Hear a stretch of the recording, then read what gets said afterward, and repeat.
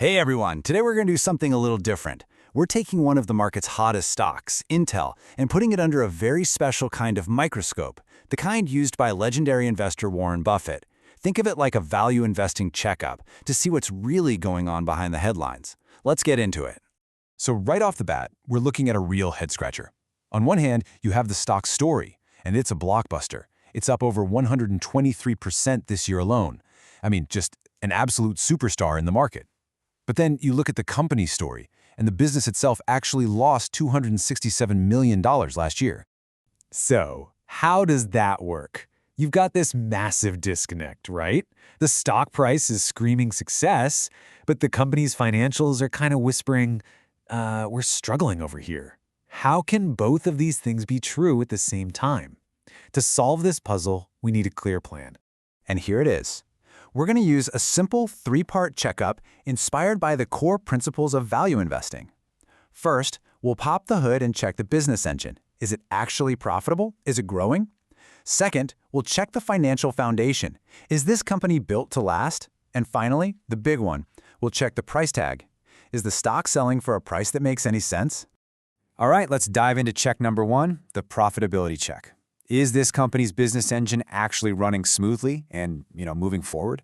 A healthy business should be growing its sales. Let's see what the data says for Intel.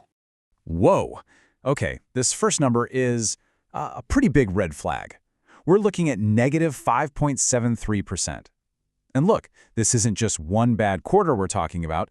This is the company's average revenue change each year for the last 3 years. So sales haven't been growing, they've been consistently shrinking. The engine is actually running in reverse.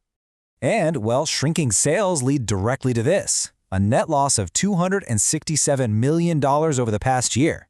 To put it simply, the company just isn't profitable right now. It's spending way more money than it's bringing in through the door. This number might be the most shocking one yet. This is the company's free cash flow. Just think of it as the actual physical cash left over after you pay all the bills to run the business. Intel burned through almost $5 billion in cash last year. For a value investor, positive free cash flow is king. This is, well, it's the exact opposite of that. So for our first and frankly most important check, is this a profitable, growing business? The numbers give us a really clear answer. It's a fail. The business engine is seriously sputtering. Okay, so let's move on to check number two. A company can have a tough year, sure, but if its financial foundation is solid, it can weather the storm. So just how healthy is Intel's balance sheet? Is it built to last?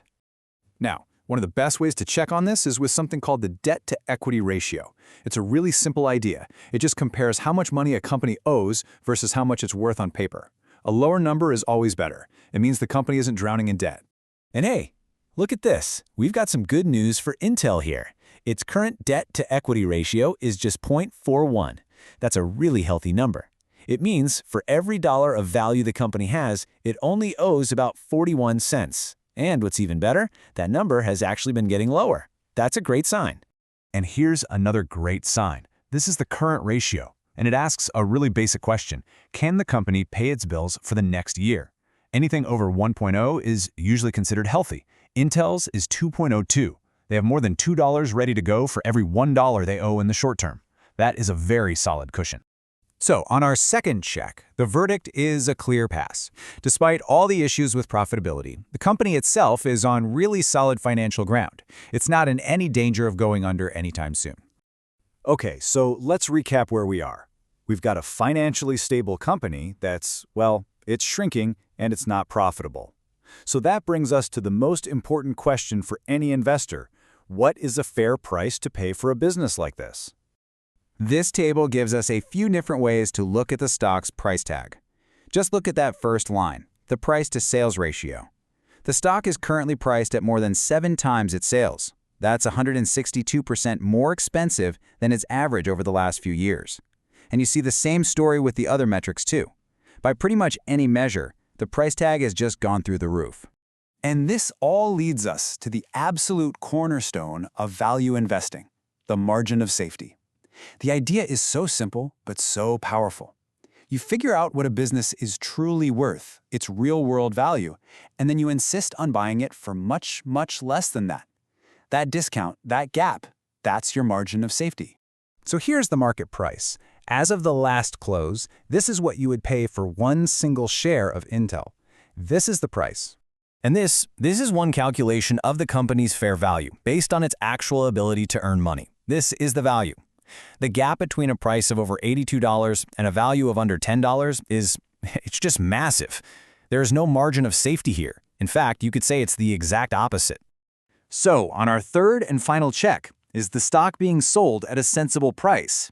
The answer is an emphatic fail. There is just a profound disconnect between the price you pay and the value you actually get based on the business today. So, after our three-part checkup, where does this all leave us? Let's put all the pieces together and see what the final verdict is. Here it is, the final report card. Is Intel a profitable and growing business right now? The numbers say no. Is it financially healthy and stable? Yes, absolutely. Is it being offered at a sensible price? According to these value metrics, not even close. And this brings us right back to that classic Buffett saying that just perfectly sums all of this up.